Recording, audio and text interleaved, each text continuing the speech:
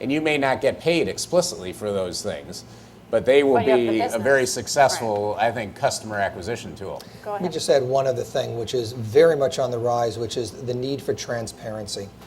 We send out our holdings to clients once a week.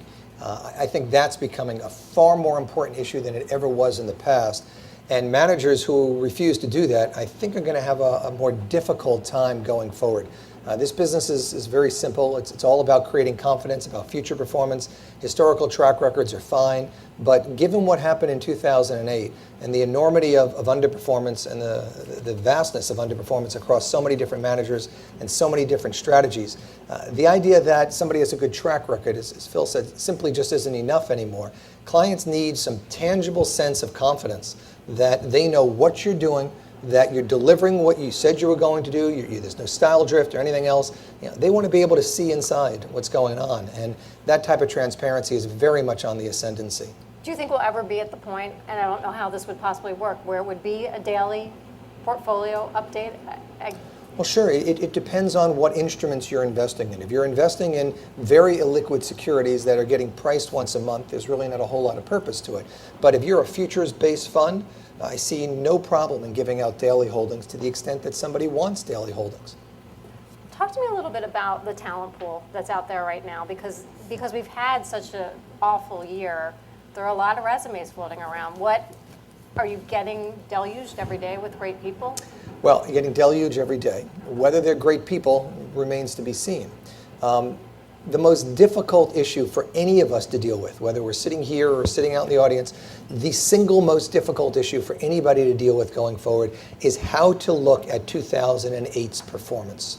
So do you look at it and say 2008 was an anomaly, and therefore I'm going to eliminate it from the analysis and see how this guy did all the years prior to 2008? Do you look at 2008 and 2009 and say, well, did that person bounce back and recoup the losses? It's extremely difficult, given how bad 2008 was, how extreme it was, to try and put it in the context of expectations going forward. So there's a lot of very good people out there. There's a lot of very good people who did very poorly in 2008. I think ultimately good judgment is going to be able to infer which of those people who did poorly in 2008 are quality goods going forward. But I think at the end of the day, there are a lot of good people out there, and the challenge is finding capital to support those people. And go ahead, you were going to say something. I was going to say that there's not going to be a lot of new startups as a result either, because the money's not there. No, I mean, it's interesting how the world changes. I think when I started Front Point Partners in 2000, and every startup has, kind of its version of a chicken and egg problem that it has to get past. Ours was, well, what came first? If we had 15 really high quality investment teams, we'd still have to work hard to get the capital, but it would come. And likewise, if we had a couple $1 billion of capital, the investment teams would have lined up around the block. But at that point, it was, launching a new hedge fund was relatively easy. So the competition for talent was pretty high, yet it was harder to kind of get money.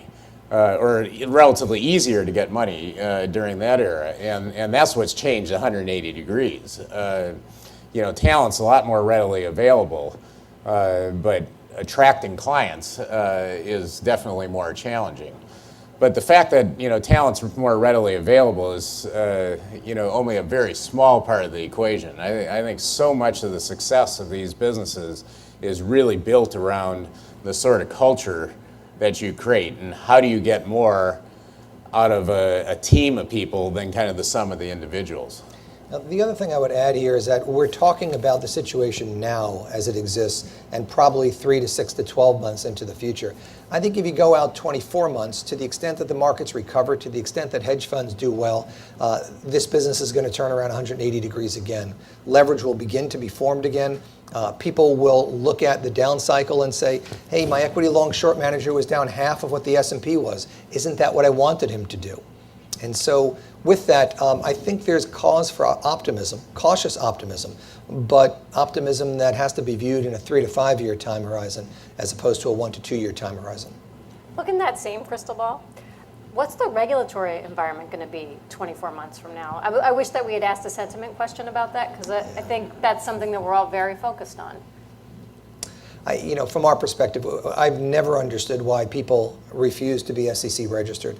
I think that's a tempest in a teapot. And at the end of the day, I don't see SEC registration as being anything close to onerous. It does require some additional things to do, but at the end of the day, people should be doing those things anyway, by and large, with a few smaller exceptions. So, I would welcome it to see it happen. Now, whether it does happen at this point in time is really open for discussion. But I think if nothing else, people are going to be much more aware of what being a fiduciary means.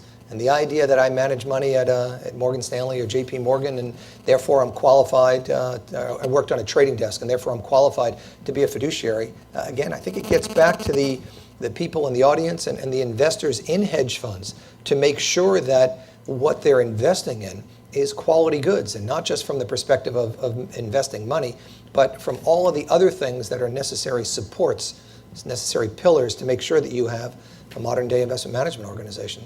Those things get back to, I think, the people in the audience, in my mind, more than they do the SEC.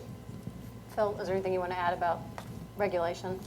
Well, I think the most interesting thing in regulation is going to be more around, dealing with this, the moral hazard and the too big to fail banks. I think the proposition that Paul Volcker in particular has been pushing, which is, the banks that fall into the category of too big to fail, that there'd be a real, rather than having the separation that we had, from the 30s to the end of the 90s between taking deposits and making loans on the one hand, and then underwriting securities on the other, is that there'll be a division between being part of the core payment system of the country versus kind of principal risk taking.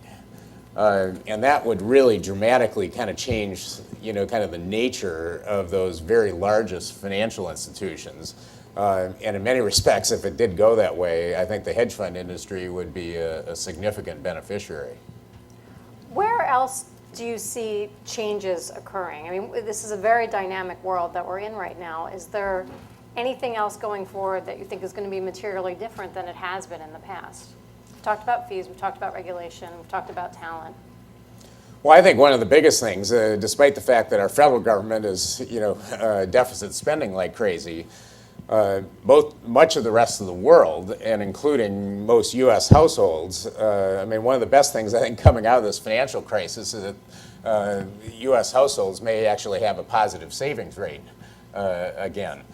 And I think that accumulation of private savings to try and fund all of these future liabilities that governments have committed to, they are going to have to be managed.